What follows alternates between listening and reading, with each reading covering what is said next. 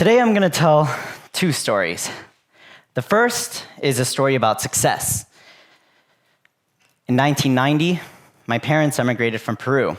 They built a Peruvian chicken restaurant in Miami, Florida, in seek of a better life in the United States, and it helped to maintain our family of four. When I was just a kid, I enjoyed playing and doing all kinds of weird things. I stumbled upon one thing at my house that then led me to this. Club Penguin was a game that I loved. At 10 years old, I was making igloos, cute virtual penguins, meeting other friends. It was great. I loved it so much that without any other training, as this success story goes, I managed to build an entire app by myself within a couple of years of playing that game. It was a reference guide to Club Penguin. I launched this app, and to my surprise, it succeeded very quickly. TV stations started to pick up on the story, and me as a 13-year-old kid on CNN, really awkward, not knowing what to say, didn't really know what was happening, but was nonetheless very happy and successful, right? Very successful. I started doing conferences in South America, talking all about, if you believe in yourself, you can do it, all that stuff. And it was going great. All over South America, my parents were proud, my grandparents, everybody was just super excited. More success, more success. There's, me doing some talk about something I didn't know about. More success, more success. And at 17, I got hired by Facebook as their youngest software engineer. Afterward, it was pretty crazy. Lots of success, right? Success. When I turned 21, I leave Facebook, I joined Google, and I make it into Forbes 30 under 30. Now, that's where that success story ends for now. Okay. In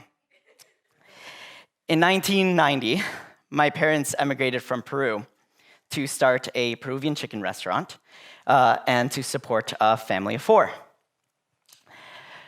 My parents at the time asked me very clearly, ¿Estás haciendo tu tarea? Are you doing your homework? My mom said very clearly when I was 10, you need to study because you need to go to school and you need to go to college and you need to get a good career. Look at me and your dad, my mom would say to me. We're working until 2 a.m. every day.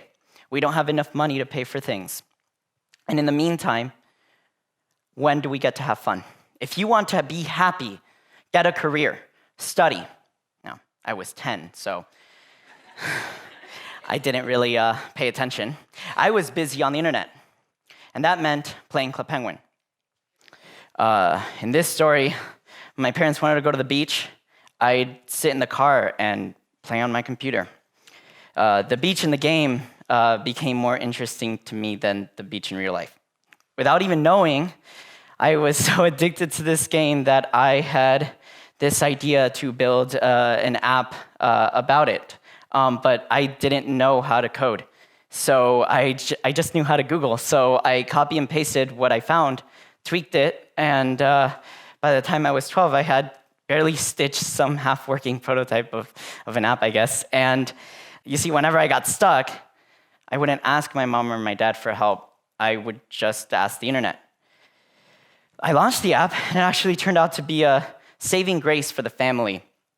The recession had hit at the time, and the economic situation in my family took a turn for the worse.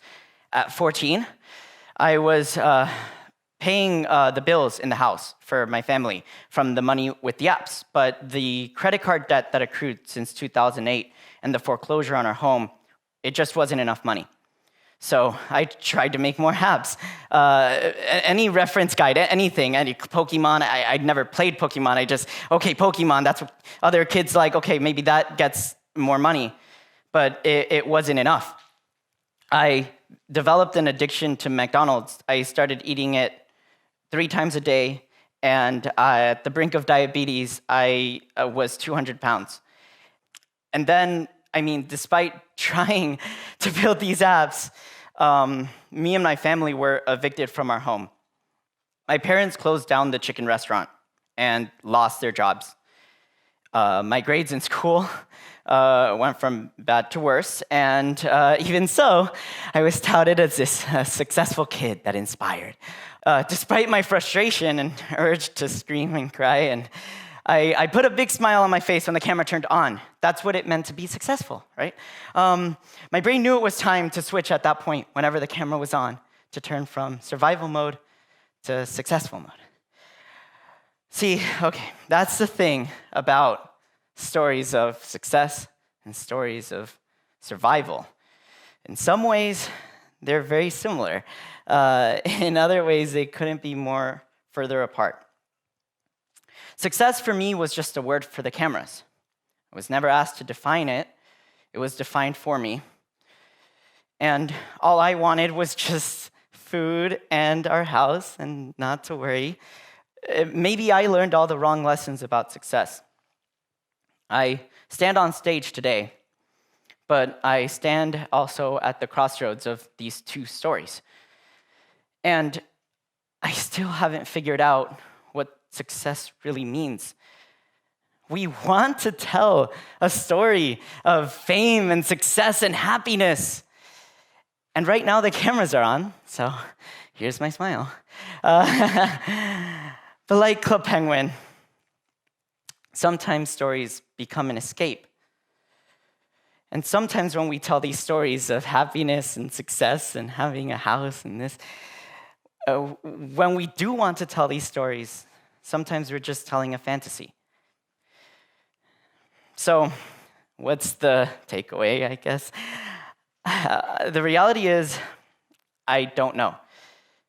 But what I do know is that there is no magical ability that distinguishes how I think from the way that anybody else does. And my hope is that this shows that being doubtful and fearful and lost and confused can actually be a part of a success story. I hope we can all realize that. And someone who I can hope finally understands that truth is me. Thank you.